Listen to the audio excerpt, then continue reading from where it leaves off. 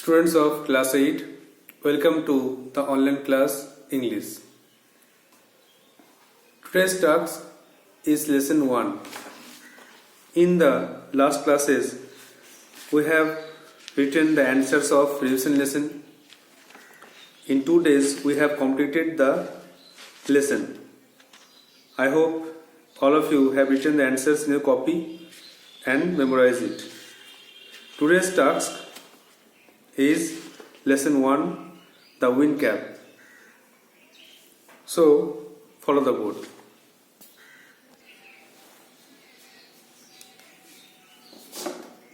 Lesson 1, the wind cap. বাতাসের টুপি, written by Jane Yolen.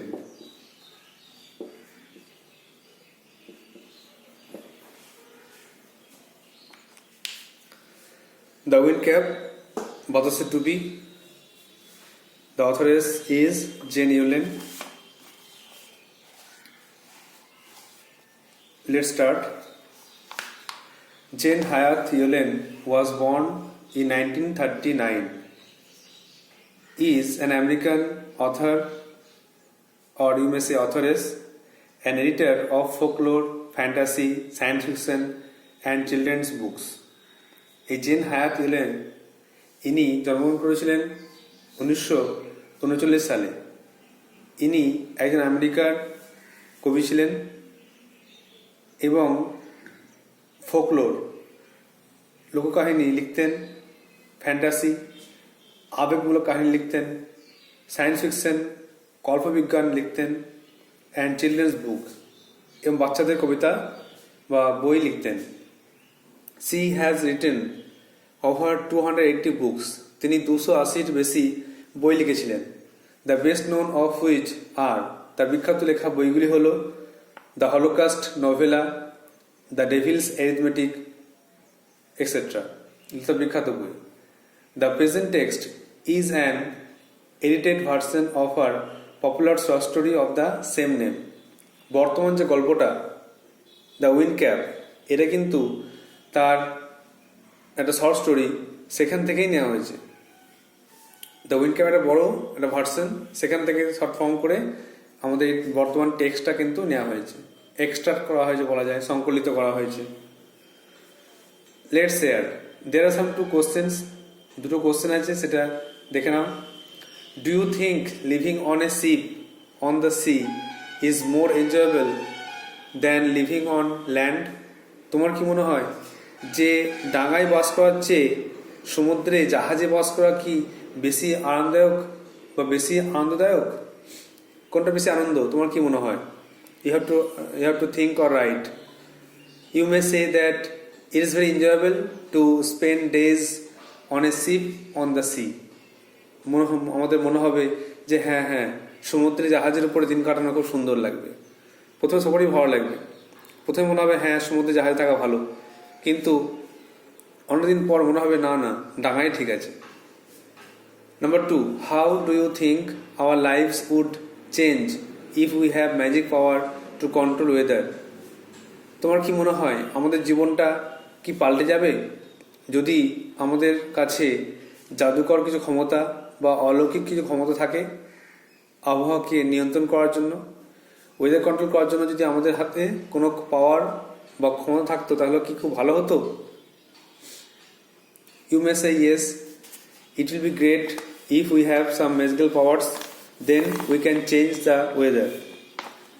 আমাদের হাতে যদি আবহাওয়া কন্ট্রোল করার বা নিয়ন্ত্রণ করার থাকতো ক্ষমতা, তাহলে আমরা কিন্তু যে কোনো সময় আবহাওয়াকে পাল্টে দিয়ে শীত থেকে গরম, গরম থেকে শীত, বর্ষা থেকে শুকনো, এভাবে আমরা চেঞ্জ করতে পারতাম, যখন আমাদের সুবিধা মতো চেঞ্জ করতে পারতাম।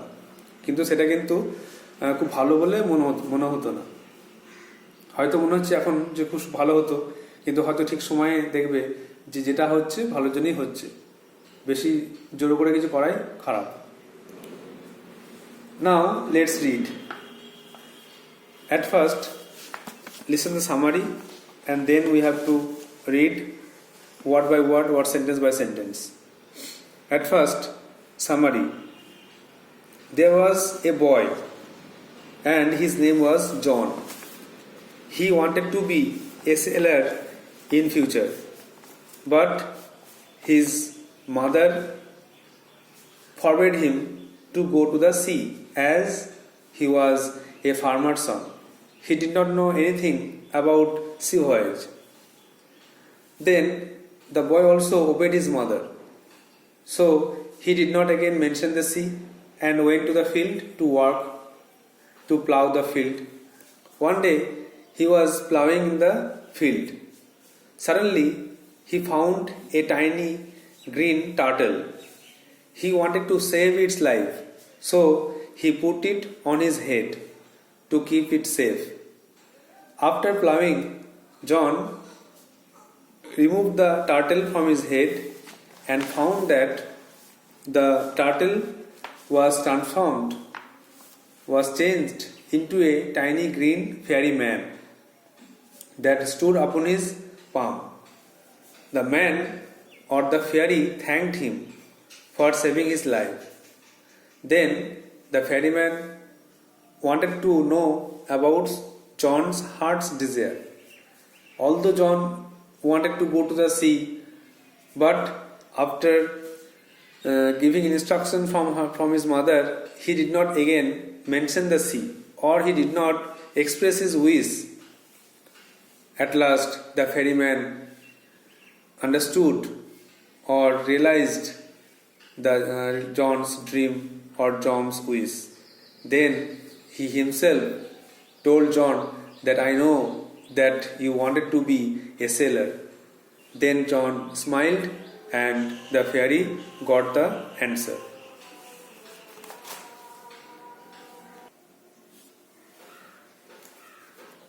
I think you have understood the English meaning or summary.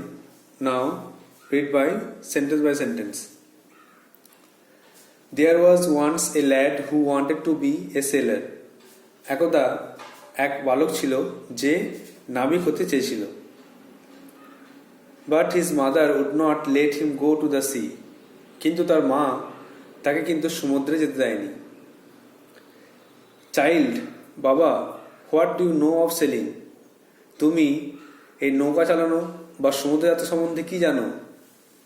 She would say, তিনি বলতেন, You are a farmer's son. তুমি তো একজন কৃষকের সন্তান। You know the turn of the seasons. তুমি জানো ঋতু পরিবর্তন কখন হয়। And the smell of the soil. এবং মাটির গন্ধ চেনো। But you don't know the sea. কিন্তু তুমি সমুদ্রকে চেনো না বা সমুদ্র সম্বন্ধে জানো না। তাহলে একটা বালক ছিল যার নাম জন। সে কিন্তু নাবিক হতে চেয়েছিল, কিন্তু তার মা তাকে কখনোই সমুদ্রে যেতে দেয়নি। তিনি বলতেন যে তুমি তো কিছু জানো না সমুদ্র সম্পর্কে বা নৌকা চালানো সম্বন্ধে। তুমি কৃষকের সন্তান, চাষবাস করে খাও। ঋতু পরিবর্তন কখন হয় জানো? মাটির গন্ধ চেনো? কোন মাটিতে কি ফসল হয় জানো? কিন্তু সমুদ্র কখন উত্তাল হয়, কখন শান্ত থাকে, কখন যাত্রা করার সঠিক সময় তুমি জানো না। তাই জন্য তুমি কিন্তু সমুদ্রে যেও না। Now the boy whose name was John. এখন ওই বালক যার নাম John had always obeyed his mother. সে সবসময় মাকে মেনে চলত। So he went about his farm work with a heavy heart. তাই সে মনের দুঃখে কিন্তু মাঠের কাজ করতে গেল। ফার্ম ওয়ার্ক মানে কৃষিকাজ বলতে পারো। But did not again mention the sea. কিন্তু আর কখনোই কিন্তু সমুদ্রের নাম কিন্তু কখনোই উল্লেখ করলো না। ওয়ান ডে, একদিন, he had been walking behind the plough. একদিন সে লাঙলের পেছনে হাঁটছিল। জমিতে লাঙল দিচ্ছিল আর হাঁটছিল পেছনে। He all but ran over a tiny green turtle on a clod of dirt. হঠাৎ সে দেখতে পেল একটা ছোট্ট ক্ষুদ্র কাছিম on a clod of dirt, ময়লা ঢেলার উপরে, একটা নোংরা মাটির ঢেলার উপরে একটা ছোট্ট সবুজ কাছিমকে দেখতে পেল। কচ্ছপ তার থেকে ছোট একটা প্রাণীকে কাছিম বলে। He pick the turtle up, সে ওই কাছিমটাকে তুলে ফেললো।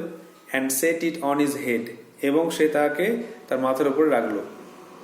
হোয়ার he knew it would be safe, যেখানে সে জানতো যে মাথার উপরে থাকলে এই কচ্ছপটা বা কাছিমটা নিরাপদ থাকবে। When he was done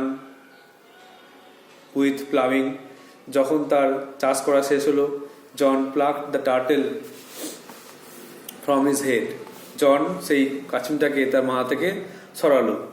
to his utter surprise, সে অবাক হয়ে দেখল দ্যাট হি ফাউন্ড দ্যাট, সে দেখলো যে it had turned into a tiny green fairy man, সেটা একটা ছোট্ট সবুজ পরি হয়ে গেছে। That stood upon his palm, যে দাঁড়িয়ে আছে তার তালুর উপরে। অ্যান্ড বাউড, এবং নত হয়ে তাকে সম্মান জানাচ্ছে। তাহলে একদিন সে লাঙলের পিছনে হাঁটছিল, সে হঠাৎ প্রায় পা চাপা দিচ্ছিল, র্যান ওভার মানে পা চাপা দিচ্ছিল প্রায় একটা কাছিমকে মাটি ঠেলার উপরে। তো সে তাকে তুলে মাথার উপর রাখলো, যাতে কোনো বিপদ তাকে স্পর্শ করতে না পারে। তো যখন চাষবাস হয়ে গেল, তখন সে মাথা থেকে ওই কাছিমটাকে সরালো, আর অবাক হয়ে দেখলো যে সেটা একটা পরিমাণবে পরিণত হয়েছে, যেটা তার হাতের উপর দাঁড়িয়ে আছে এবং তাকে সম্মান জানাচ্ছে। সে বলছে, I thank you for your kindness, আমি তোমাকে তোমার দয়ালু গুণের জন্য ধন্যবাদ জানাই। Tell me your heart's desire, তোমার মনের ইচ্ছা কি সেটা আমাকে বলো। And I will grant it to you for saving my life, এবং আমার প্রাণ বাঁচানোর জন্য আমি সেটা মঞ্জুর করব। সেট দ্য ফেয়ারি, পড়ি বলল।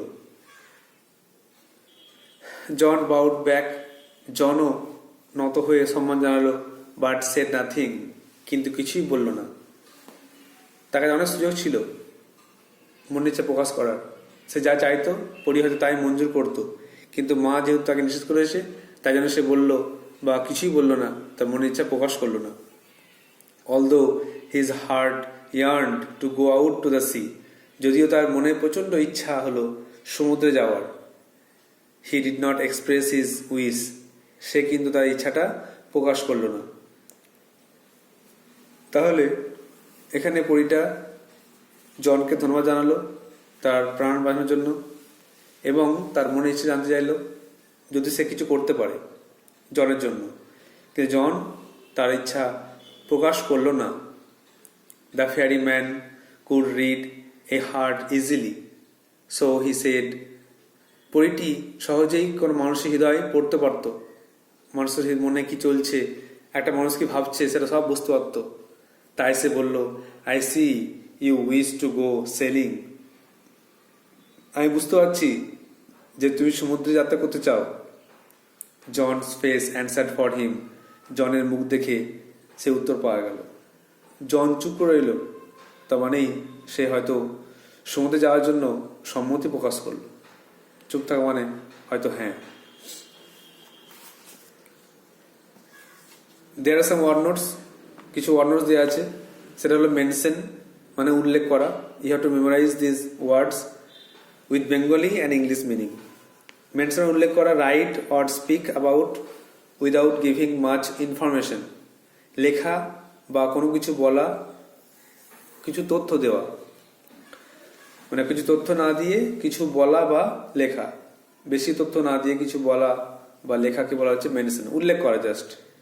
ক্লড মানে হচ্ছে lump of earth or clay, মাটির ঢিলাকে বলা হচ্ছে ক্লে, মাটির ঢিলাকে ক্লে বলা হয়, বা লাম্প অফ আর্থ অথবা ক্লড। প্লাক্ট মানে হচ্ছে to move from a place or position, কোনো জায়গা থেকে কিছু সরানো বা তুলে ফেলাকে বলা হচ্ছে প্লাক্ট, ফার্স্ট টেন্সে আছে এটা।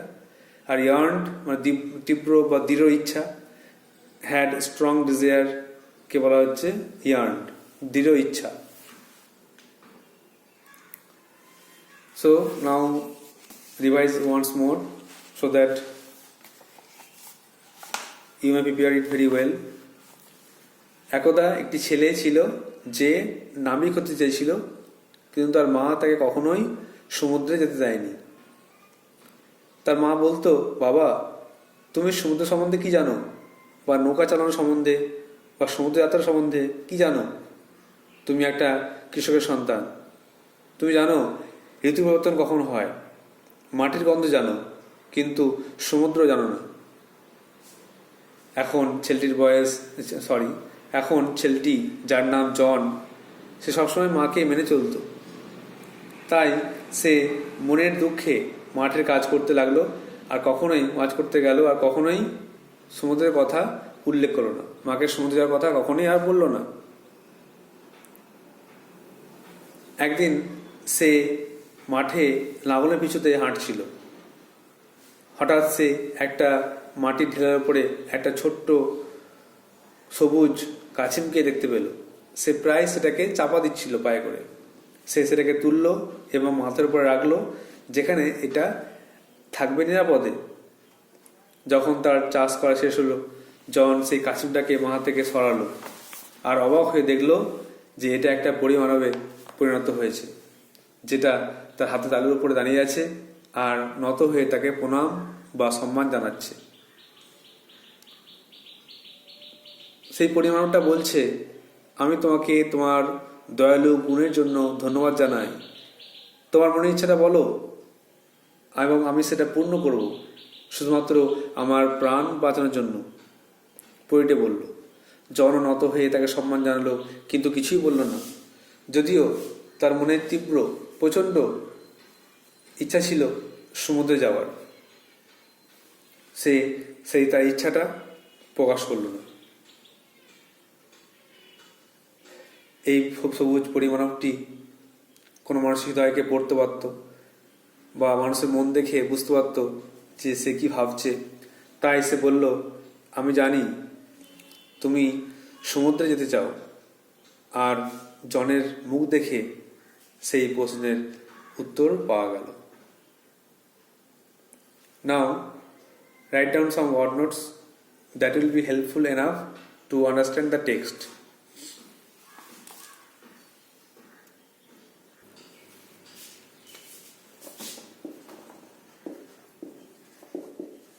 Word notes. প্রথমে ল্যাড মানে বালক।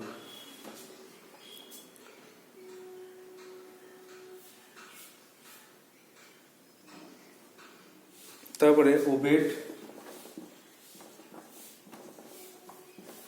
মানে হচ্ছে মান্য করত, মেনে চলতো। মান্য করতে হচ্ছে ওবেড, মেনে চলা। ওবে থেকে ওবেড এসছে, পাস্ট ফর্ম। মেনশন জানলে উল্লেখ করা। প্লাউ মানে জানো, লাঙ্গল দেওয়া।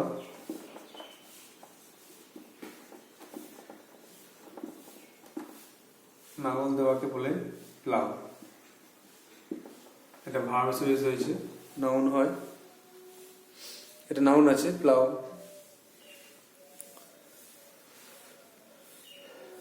আচ্ছা, ক্লড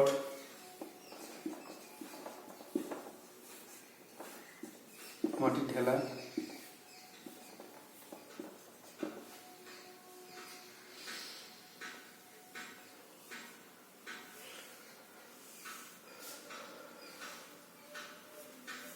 তারপরে প্লাকড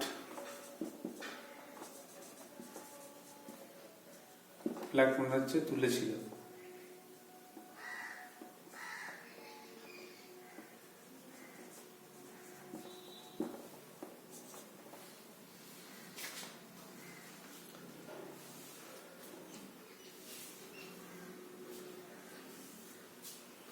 বাউড আছে, নত হয়েছিল।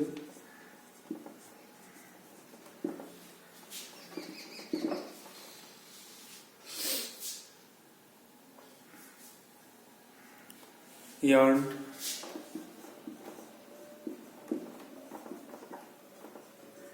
দৃঢ় ইচ্ছা।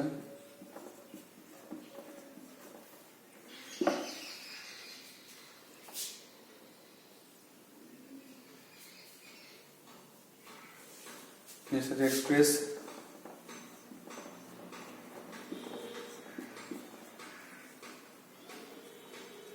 প্রকাশ করা।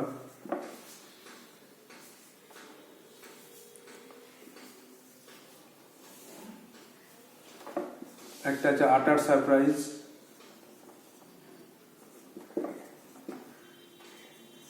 প্রচন্ড হতবাক,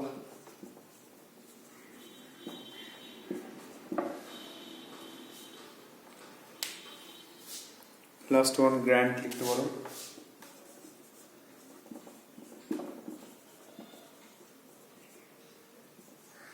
মঞ্জুর করা।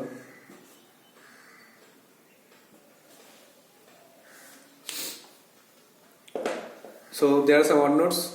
You have to write on your copy and memorize it. These are lad, balok. আর একটা কথা আছে ল্যাস মানে বালিকা, মনে রাখতে হবে। ল্যাড মানে বালক, ল্যাস মানে বালিকা। ওবেড মান্য করতো, মেনে চলতো। প্লাউ লাঙল, ক্লড মাটির ঢেলা, প্লাকড মানে তুলেছিল, সরানো। বাউট মানে নত হয়েছিল। ইয়ার্নড মানে দৃঢ় ইচ্ছা। এক্সপ্রেস প্রকাশ করা। আটার সারপ্রাইজ প্রচণ্ড হতবাক হওয়া। আর গ্র্যান্ট মঞ্জুর করা।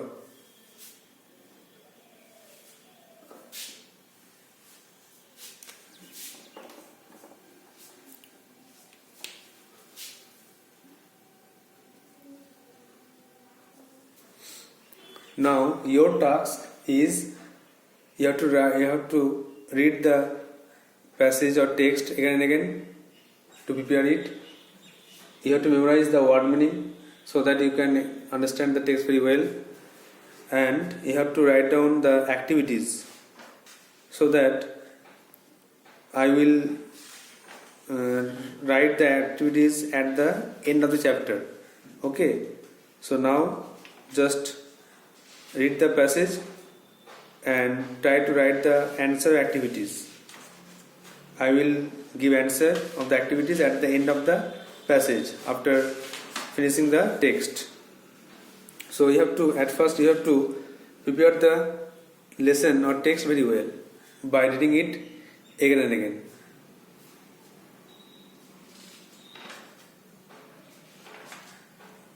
So that's all for today. Thank you.